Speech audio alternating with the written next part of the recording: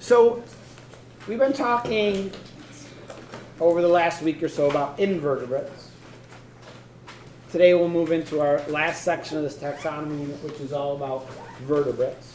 What is a vertebrate? Like how could we define that? A vertebrate. Griffin? It has like it doesn't have an exoskeleton, it actually has bones built into it, it has bones. Yeah. Grow. That's part of it. Bella, what else? Yeah, vertebrates are animals with a backbone or a spinal cord and an internal skeleton. Wait, animals? Yes.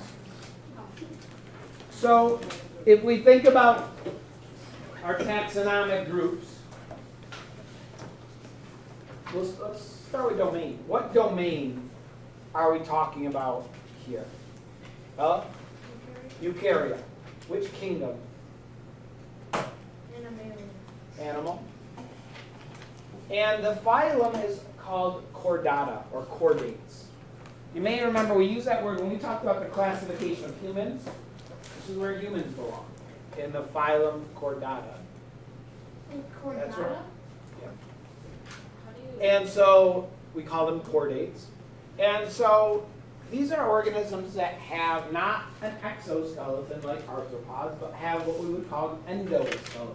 An internal skeleton of bone.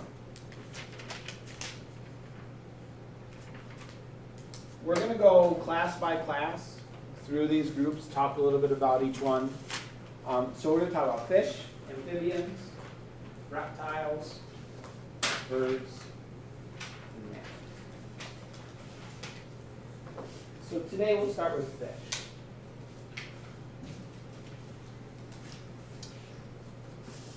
We think about these groups and think about their evolution. Vertebrates evolved from invertebrate ancestors. And the first vertebrates that evolved on the planet were fish.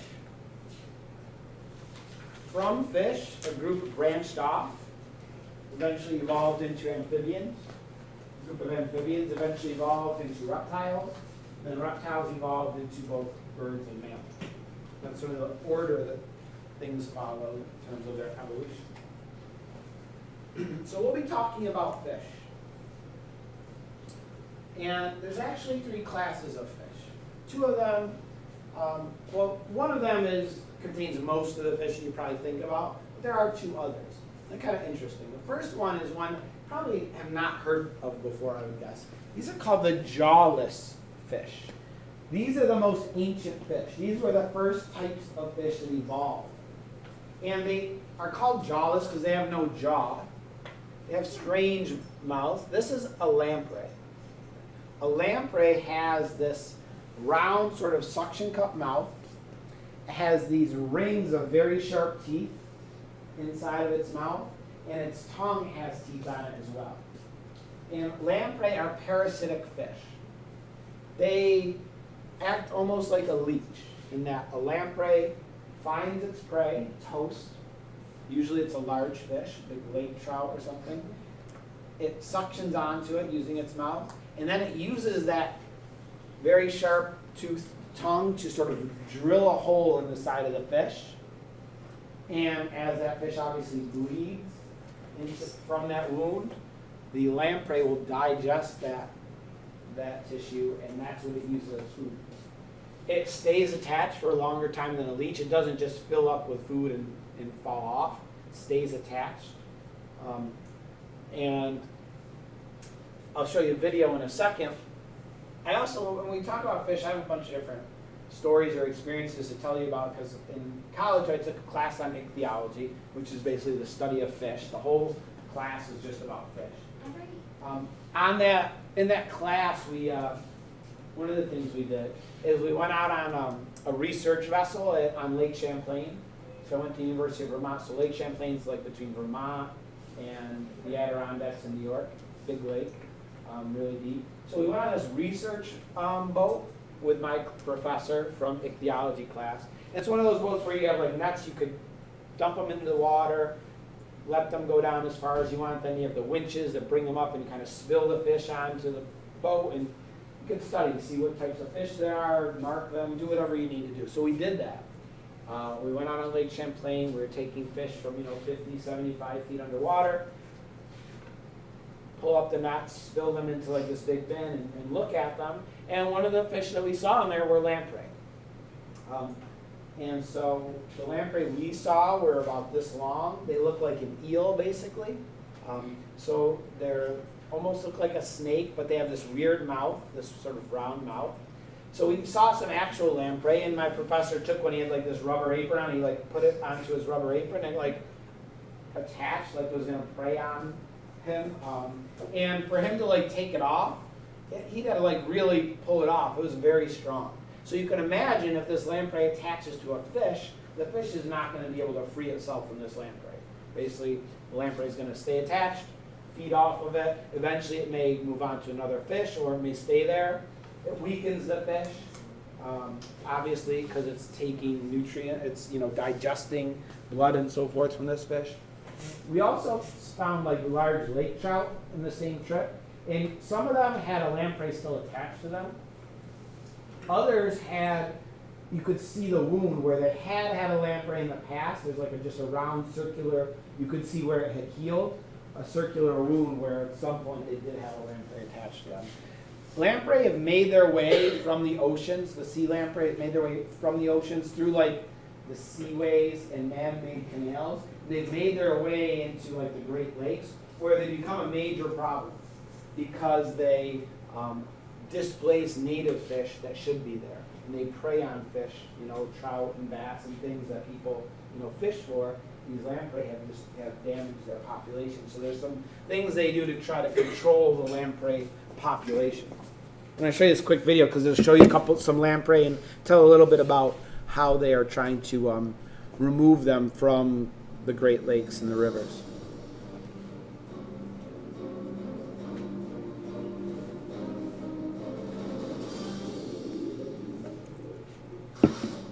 Of the Great Lakes is a scene reminiscent of a nightmare. Slimy, snake-like creatures with suction cup mouths lined with rings of sharp teeth and a rasping tongue prey on the trout, salmon, and whitefish that live in these lakes. Sea lampreys are the vampires of the deep. There's a good lamprey, Mark.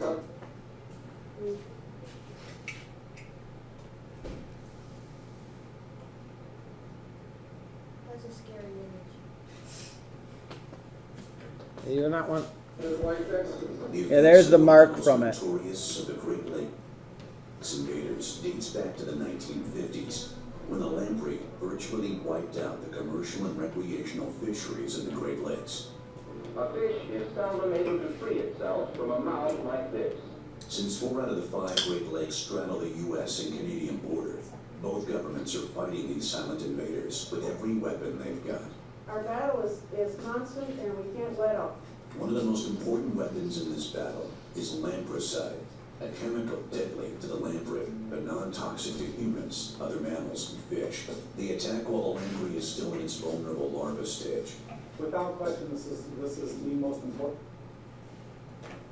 program to the Great Lakes. Without this program, we could not make progress towards lake trout restoration.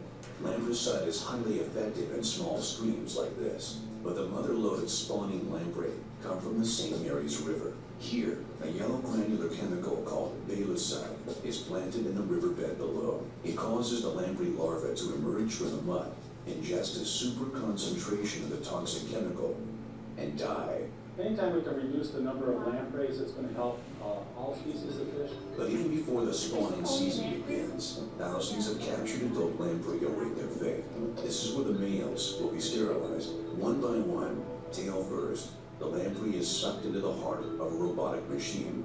A biologically active chemosterilant called Bizazir is injected into its belly.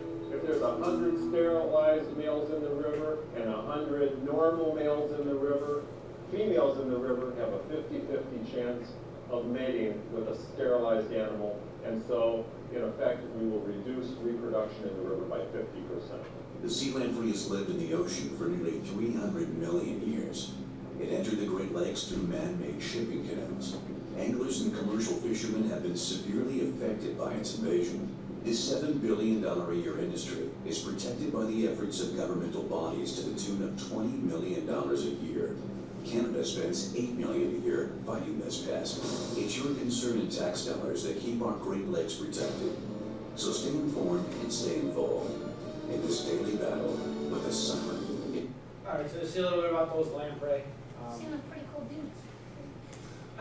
So that's one of the classes of fish. Another one are called the cartilaginous fish. And cartilaginous fish include things like sharks and skates and rays. And these are fish which actually don't have a skeleton of bone inside of them. They have a skeleton that's made of cartilage. The tough connective tissue makes up like your ears and the tip of your nose, that's cartilage. Their whole skeleton is made out of that type of tissue, rather than being made out of bone. And then probably the type of fish you're most familiar with are the bony fish, fish that have a bony endoskeleton, things like trout and salmon and bass. So this is a picture of what type of fish? Shark? It's a hammerhead shark. This is a picture my father took. Because that's not my father, it's a picture my father took, so that wouldn't be him. This is a hammerhead shark I had an experience with when I was a kid. This was a hammerhead shark that almost attacked me. Do you notice all the blood on So we were, when I was a kid, we used to go to Florida. I'll tell you the story. When we were a kid, we used to go to Florida each year, and near like Fort Lauderdale. And one year, I was about 8 years old. My dad decided to take me deep sea fishing. Did anyone ever do that? Yeah. They take you like on, this is the boat we went on. They take you on this boat with a bunch of people, take you out in the ocean and give you, fishing poles and bait and stuff, and you fish and try and catch stuff. So I was never huge into fishing, but my dad thought it would be fun for us to do. So we went on this fishing boat, and it took a long time. It was like 4 or 5 hours long. We were at sea, and we didn't really catch anything. But one of the things that this company that ran this boat did is they had like a raffle every time they went out. And if you won the raffle, then they would give you live bait to fish with, so that hopefully you could catch like a bigger fish or something like that. So when they did the raffle, I won. So I was lucky enough to be able to fish with live bait. So the crew members, they have like 3 or 4 people on the boat that are helping out. So they get the fish, the live fish that I'm going to be fishing with, put it on the pole, whatever, they cast it out for me. So I'm just, doing my thing, fishing, just sort of standing there. That means fishing is like standing there. And so I'm just standing there, and then we caught something, like, my pole. They have big poles in these big deep sea fishing. Yeah, they're not like something you buy at Walmart. It's this huge thing. So anyway, my pole was like, starting to bend, and I'm like trying to reel it in. I'm just a little kid, I'm only 7, and I can't really do anything. My dad's trying, and it's like, oh wow.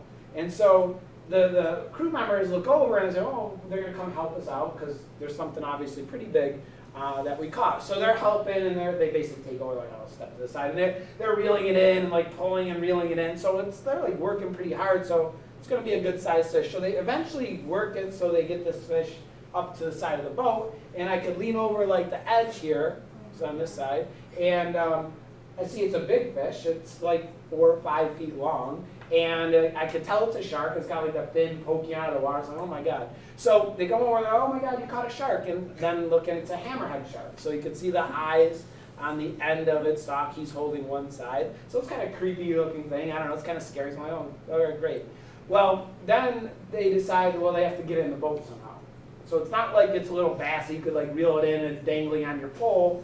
So they go, hold on, so they give you the pole and they're kind of holding the thing near the side of the boat. And they go in their little tool closet and they come out and they come back with like it's like a broomstick, but then the end is like a hook like this. So they come back with 2 of these things that are hooked at the end.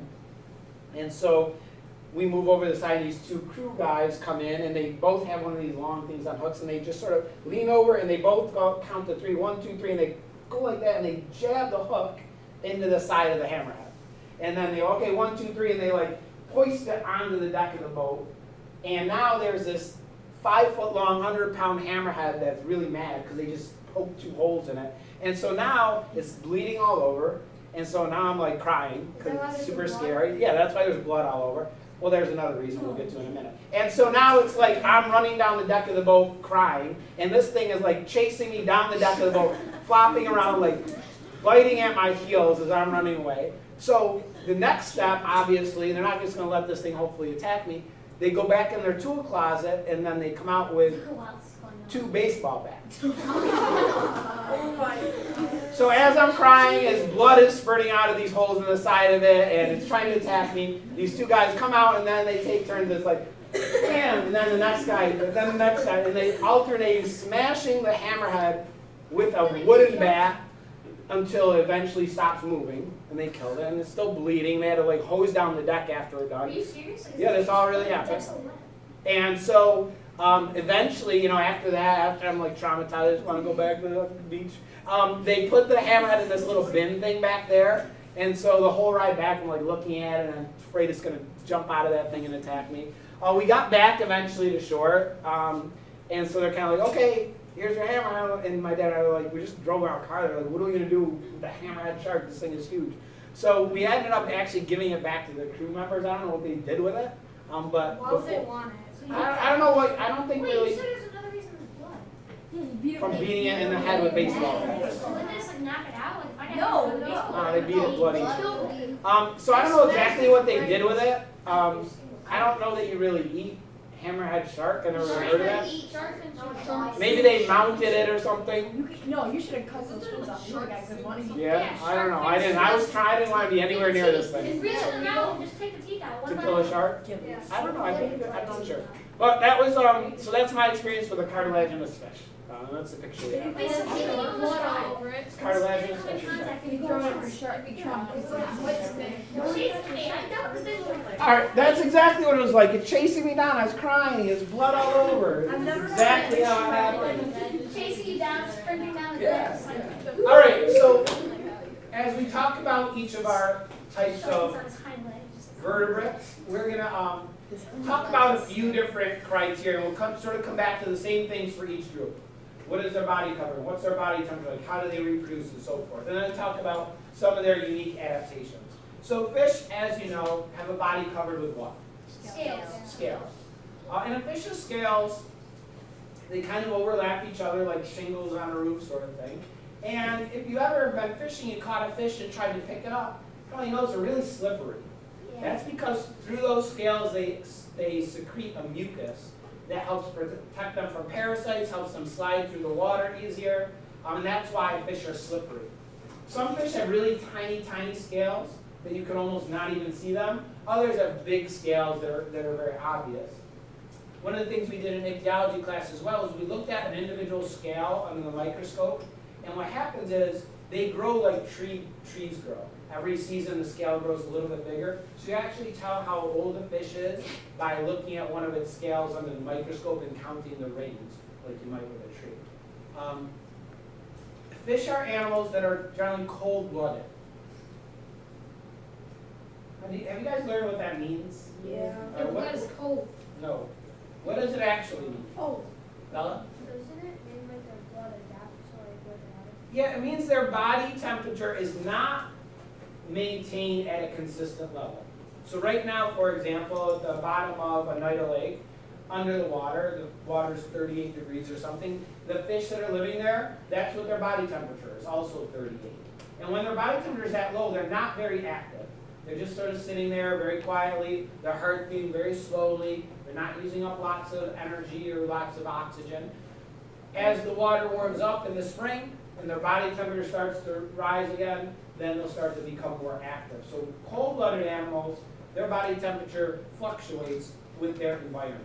Are they cold? So that's, in some ways, it's a negative. They can't live in the extreme cold environments of the world, really, not many of them. And in cold conditions, they can't be active. But it has an advantage. The advantage is in terms of their energy use. Warm-blooded animals that maintain a body temperature, they have to eat a lot of food because a lot of their energy is going into just keeping this elevated body temperature.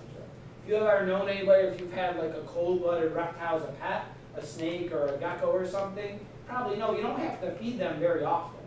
Right? They could go a very long time without eating. And that's because they're not using up lots of energy to keep a body temperature. We'll talk about reproduction in each group of vertebrates. And we'll talk about where are the eggs fertilized. Fish have what we call external fertilization. What that means is the female releases eggs into the water, males release sperm into the water, the sperm swim and fertilize the eggs, and that's where reproduction takes place. Other animals we're going to talk about have internal fertilization, but not fish. Fish have external fertilization. It's called spawning. We call it spawning with fish. And fish lay a lot of eggs. A single female fish can lay hundreds of thousands of eggs sometimes. And why do you think they produce so many? It might seem wasteful. Griffin? Because they're going over like a long, huge period of land, and they don't, like, off the bottom you can see it, there's a big chance that they may not get hit by another animal, and what may, tons of them may not survive. Yeah, because first of all, many of them won't even get fertilized in the first place. Sperm cells just won't reach them. So those can't grow. Many of them will just kind of wash away. Many of them might be eaten by predators. And so only a very small percentage of those eggs are fertilized, grow, and eventually hatch into fish. So that's why they produce so many. Fish don't care for their young. Basically, they spawn, release sperm and egg into the water, and then they're done. The young are left on their own to hatch and eventually grow. So the other thing we'll talk about with each group is where do the eggs develop? Where does the embryo develop? And for fish, it's also external. Happens out in the water. Doesn't happen internally in the body of the female fish. Don't salmon, when they lay eggs, they just like die. Yeah, like salmon reproduce, they swim upstream, find their home where they were born, spawn, and then basically die. So, so basically if a fish wants a kid, then it happens? They just have, yeah, I mean, they're coordinated, so males and females go to the same area. Males and females release sperm and egg at the same time. It's all coordinated to maximize fertilization. But the male doesn't deposit sperm in the female's body like in internal fertilization, which we'll talk about with reptiles and birds and mammals. Enough, Jaden? Don't like whales and stuff, like, keep their children? Yep, but they're mammals. They're not fish. So many fish and even some birds have another adaptation that's interesting called countershading. Countershading is common with animals that might have a predator below them or above them. Countershading is when an animal is darker on the top and lighter on the bottom, like this fish or this penguin. And it's an adaptation because if there's a predator above this fish looking down for prey, it'll see the dark top half that'll blend in with the bottom of the lake or the river. Or if there's a predator below looking upward for prey, the light underside will blend in better with the sky or the sun above. So it's a means of camouflage. Again, this is not a fish. What is it? Penguin. What is a penguin?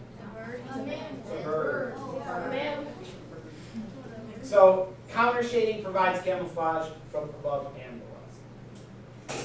Another feature that fish have is an organ that's unique called the lateral lines.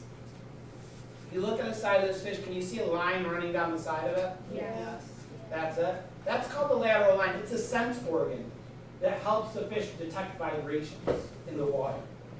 It's one of the reasons why it's so hard to catch a fish, with a net, or to grab a fish with your hands. They can sense your motion towards them and evade you pretty easily. It's also one of the ways fish that swim in schools, they all stay very coordinated. You've seen a big school of fish all moving together because they can sense the vibration, the motion of the fish that are next to them. Can you go back and forth? Yeah. Fish obviously live in the water. Therefore, they have a special organ, the gills, which are adapted to getting oxygen out of the water. Gills are used for gas exchange, taking in oxygen, getting rid of carbon dioxide. And gills only work in the water. Fish take water in through their mouth, and then they force it over their gills, which are sort of on each side of their mouth, and then the water comes out through this opening, okay, the operculum opening. And as the water goes past their gills absorb oxygen from it through diffusion. And so when you see, if you're watching a fish in an aquarium or something, it's opening and closing its mouth, it's taking in water, forcing it through those gill openings to keep water moving over their gills so it constantly has oxygen. These gills are very thin and delicate, and when a fish comes out of the water, they kind of all collapse on each other because the water's not sort of supporting them, keeping all the little filaments separate. And that's why the gills don't work out of the water, okay, because they sort of collapse. Here you see somebody holding open, this is the gill opening, they're holding open the operculum. See the bright red gills are filled with blood vessels to absorb that oxygen. And if you go fishing, you may have known, like if you want to keep your fish alive, like in the stream or something, they have these like chains with these little clips on them, and you put the clip into the fish's mouth, and then it pokes out through the gill opening because it's already an opening, and just clip it together, and it sort of holds them by that. I heard like when if you see a shark or something, or it's like attacking you, if you put your hand in its gills, it like really hurts. Yeah, could be. I'm not sure about that. Another organ fish have is something called a swim bladder. A swim bladder is a hollow, sort of almost like a balloon inside of the fish, and the fish can force air into it or force the air out of it. And it helps adjust the fish's ability to float in the water. Call it the buoyancy. Like if you imagine if you're in a pool and you're trying to float, if you take a big deep breath in your lungs and hold it in, you can just float very easily. But if you exhale all of that air, you sink. Same with the fish. If they inflate their swim bladder, they float very high. They don't have to swim upward. They just sort of float upward. Or the same thing if they force the air out. Or if you had a beach ball, it's completely inflated, you're trying to hold it under the water, it's really hard because it wants to float. But if you force the air out, you can just sink it very easily. We'll talk about each type of organism's circulatory system as well. Fish have a pretty simple heart, two-chambered heart, an atrium and a ventricle. One takes in blood, the atrium, then the ventricle pumps it out. As we go through the other groups of vertebrates, we'll see other vertebrates have a more complex heart. Fish have a pretty simple heart. Yeah, we have a four-chambered heart. So this is another story. This is so what you see here, I saw this on that same boat I was telling you about when we caught the lamprey. We saw some fish like this. We brought them in, and some of the fish were dead, first of all, and they had this like bubble poking out of their mouth. And what it is this fish, it's their swim bladder. If you imagine a fish, we brought these fish up from about 75, 50 feet below the surface. So if you swim to the bottom like a 10-foot deep pool, how it feels on your ears, Yeah, it hurts. that pressure that's of all that water pressing on your ear hurts. Well, these fish that live 50 or 75 feet below surface, there's immense pressure on them when they're that low. And so when their swim bladder, that pressure keeps the swim bladder small. Now, as they swim to the surface, as they go to the surface, they can slowly release that air, and because the pressure is decreasing, it's going to expand. However, if you bring them to the surface, or you force them to the surface too quickly, they can't let that air out as quick as it's expanding, and so their swim bladder expanded so much, it crushed their internal organs and became so big it's actually poking out of their mouth. Okay, and that's what killed these fish, bringing them to the surface too quickly. What if you pop it? It would pop, but they're already smushed in the inside, so.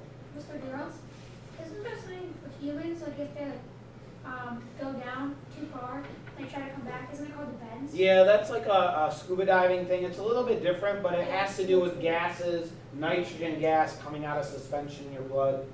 Yeah, but that's the same sort of thing. It's like pressure sickness. One more thing, another story about college. I got to do this a few times in college and graduate school. Know what this guy's doing? Fishing. No, he is fishing, but it's a special type of fishing. Spear fishing. It's called electro fishing. In electro fishing, you wear a backpack that's a generator and put gasoline in it and you start it. And then you have, in each hand, you have a long rod that's an electrode. And so when you press the button on each electrode, it sends an electrical current from one of these rods to the other. Any fish that are in that vicinity get shocked unconscious, and they just float to the surface. And then you usually are working with a partner who just nets the fish that are being knocked unconscious, and you put them in like a bucket or something, and then you can study the fish. You can either identify them, mark them, tag them, check on their health, or whatever you need to do. And so you can catch fish. You can adjust like the current. So if you're trying to catch larger fish, you might turn it up so that you catch larger fish. The problem is that if you turn it up too much, you kill some of the smaller fish. So it's you got to be careful about how you do it. You have to obviously wear like rubber boots because you can't be in the water when you're shocking. There are times when somebody, like I had this when I was being the person netting, when you're going to net a fish and you like kind of put your hand in the water a little bit and you can feel the current. We never had it turned up so much that would be dangerous, but you definitely can feel.